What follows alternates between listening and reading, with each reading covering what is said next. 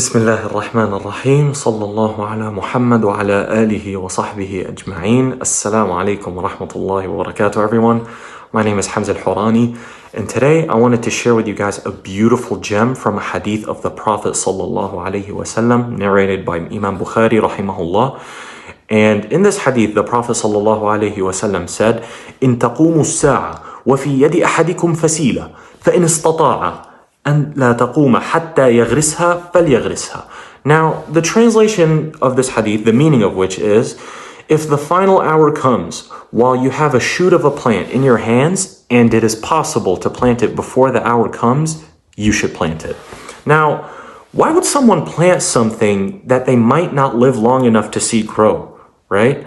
I mean, their demise might come before they see the shoot of the plant grow into a tree, right? So what's the prophetic wisdom from this hadith? So what the Prophet ﷺ wants to teach us is to go through the hard work and to do our very best of the time that we have in this dunya, regardless of what the outcomes are, right? So we all go through adversity from time to time. We all go through life. We all go through our own trials, our own tribulations. So we might not always get the results that we desire from these tribulations, right? But still, why should we pursue these things? Why? Because Allah subhanahu wa ta'ala did not burden us with the necessity of having results from our noble actions. Allah subhanahu wa ta'ala doesn't ask that of us. What Allah subhanahu wa ta'ala wants from us is to just try our best. Be the best version of ourselves of the time that we have here before we are gone. Now, I have a few examples of this, inshallah. So first, think about something that you've always wanted to pursue, something that you know is noble, and something that you wish to do, wish right now to do, or want to do in the future. Something that you know is beneficial to you, to society, or family, whoever you may think of. Now, think of this.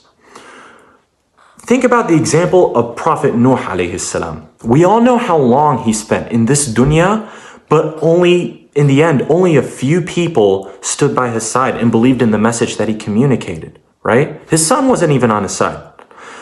And also think of some of the companions of the Prophet sallallahu alaihi wasallam who accepted Islam into their hearts, yet they still died in adversity and in such tragedy, right? Because when they died, some of them didn't even see the whole message of Islam grow. They didn't even see the Islamic civilization grow outside of Arabia. They died in such harsh conditions, yet they stood with the Prophet ﷺ. And they died with no money, with no good conditions whatsoever, with no good conditions in the dunya. And all what they died with was La ilaha illallah Muhammadun Rasulullah. So, what can we learn from these people?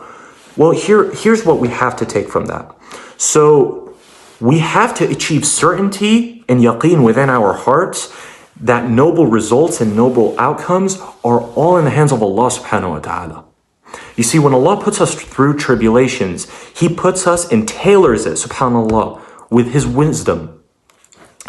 And He tailors each and every test to the ability of every single person that He wants them to go through this test, right? It's tailored for you. If Allah subhanahu wa ta'ala knows that you are capable of handling something, handling a test, overcoming a barrier, then He will test you with it. Because we all know the famous ayah, Allah subhanahu wa ta'ala, the meaning of which is, Allah subhanahu wa ta'ala will not burden a soul with what it cannot bear, right? So just try your best in this life. And for this Ramadan, starting this Ramadan, inshallah, try to have the mentality of not always caring about what the dunya outcomes might be. For example, if you want to pursue da'wah, for example, but not many people may convert from your words, from your actions, then that's okay. If you are sincere with your actions, then continue, because Allah subhanahu wa ta'ala did not burden you with the results. And carry this forward, bi'idhnillah. سبحانك اللهم بحمدك أشهد أن لا إله إلا أنت أستغفرك وأتوب إليك والسلام عليكم ورحمة الله تعالى وبركاته.